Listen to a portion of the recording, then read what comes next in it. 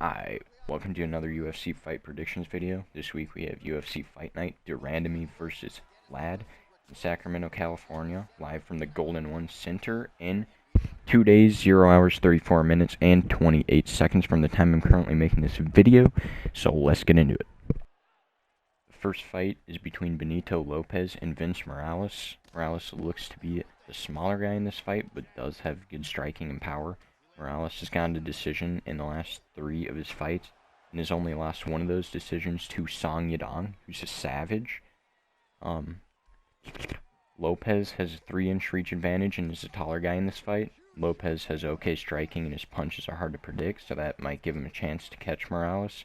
I think this will be a close fight, but I'm going to go with Lopez by decision. Then we have Lavina Sousa versus Brianna Van Buren. Van Buren is 8-2 and is on a 5-fight win streak. She has 2 knockout wins, 3 submission wins, and 3 decision wins, and her only losses came by way of decision. Sousa is 13-1 and is on a 4-fight win streak. She has 2 knockout wins, 8 submission wins, and 3 decision wins, with her only loss coming by decision as well. Sousa has 57% of her wins coming by way of submission. She's a bigger fighter in this fight and should be able to pull off another submission in this one. She has a good chance of winning this fight no matter what she decides to do, so I think I will go with Sousa by submission. Next we have Lu Pingwan versus Jonathan Martinez. Martinez is 10-2 and looks to be the larger fighter in this fight. He has okay striking paired with okay grappling, so he should be a fairly tough opponent for Pingwan. Pingwan has a record of 13-5 and is currently on a 9-fight win streak. He is a fairly well-rounded fighter and is capable of getting wins no matter where the fight goes. Pingwan is a stronger fighter and is probably going to look to strike in this fight. He also has a 2-inch reach advantage, so I'll go with Pingwan by decision. Then we have Darren Elkins versus Ryan Hall, which should be a pretty good fight. Hall is 7-1 and has beaten mainly older fighters. His ground game is good, but his stand-up is nearly non-existent, so that could cause him to get a whole MGM Grand Buffet to the face like Ben Askren got, which would be kind of cool, but probably won't happen in this one. I could see Hall taking down Elkins multiple times. I could also see him keeping Elkins on the ground for pretty much the whole fight and coming out with a decision win possibly. Elkins is 25-7 with the majority of his wins coming by way of decision. He's getting older though and is on a 2-fight losing streak, so I don't really see him getting the job done in this one. I'll go with Hall by decision. Next fight is between Juliana Pena and Nico Montano. Montano is 4-2 with 2 wins by knockout and 2 wins by decision. She has previously fought fairly decent opponents in the past and is currently on a 4-fight win streak, I believe. Pena is 9-3 with 3 wins by knockout, 3 wins by submission, and 2 wins by decision. This means she is pretty well rounded as a fighter and is able to win in almost any condition, unless she's fighting against someone like Valentina Shevchenko. Pena is the bigger, stronger fighter in this matchup, and she has also fought against way better fighters than Montano, in my opinion. So I think Pena gets the job done by decision. Then we have a fight between Andre Touchy-Feely and Shaman Moraes. Moraes is primarily a striker with a record of 11-3 with wins coming by way of knockout and decision. Andre Feely is primarily a ground fighter with wins coming by knockout, submission, and decision. Feely is the bigger guy and has a 2-inch reach advantage in this fight.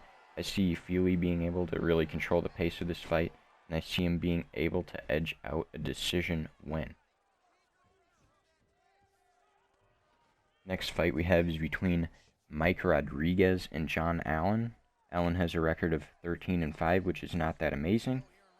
He also has not looked the best in a few of his last fights. Rodriguez is 10-3, I'm sorry, and has finished the majority of his opponents mostly by knockout. Rodriguez has good movement as well as power, so I'll go with Rodriguez by an early submission. Then we have a fight between Marvin Vettori and Cesar Ferreira. Ferreira is 14-7, is the bigger fighter, and has a 4-inch reach advantage. Ferreira finishes most of his fights by decision, which is where I see this fight going. Vettori is 12-4-1, with most of his wins coming from submissions.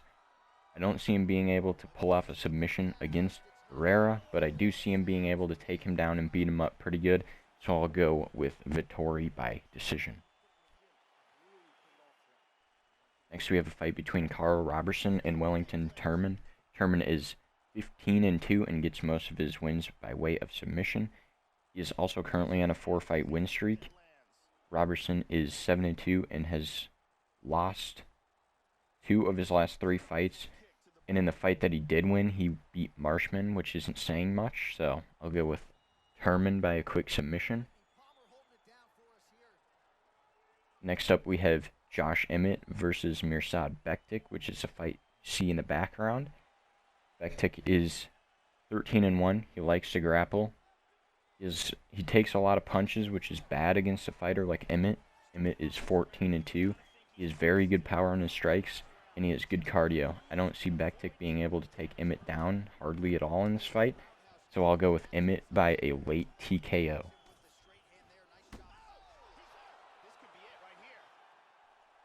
Next we have Uriah, the butt-chin kid Faber, versus Ricky Simone. Simone is 15-1 and is currently on an 8-fight win streak. He also has a 2-inch reach advantage in this fight. Simone's only loss has come via rear naked choke, which is Faber's specialty, I'd say. Faber is 34-10 and has lost a fair amount of fights since 2014. He's slowly been on the decline as a fighter, and I don't see him being able to take out a fresh opponent like Simone. And it seems like whenever an old guy tries to come back to fight, they always end up losing, so I'll go with Simone by decision. And finally, we have a fight between Germaine de Randamie and Aspen Ladd. Ladd is 8-0 and looks to be the smaller fighter in this fight. Even though she's smaller, she still probably has the ground advantage in my opinion. De Randamie is 8-3 and has a 5-inch reach advantage in this fight, and is the more experienced fighter out of the two. De Randamie has previously fought Holm and Pennington, which are 2 pretty elite female fighters, and in those fights, she ended up winning both of them. She's currently on a 4-fight win streak and will probably have another win, assuming the fight stays standing. So, I think that's going to happen, and I think I'll go with De Randamie by TKO. Alright, so that's all we got for this video. So, like, comment, subscribe. I'm out. Later.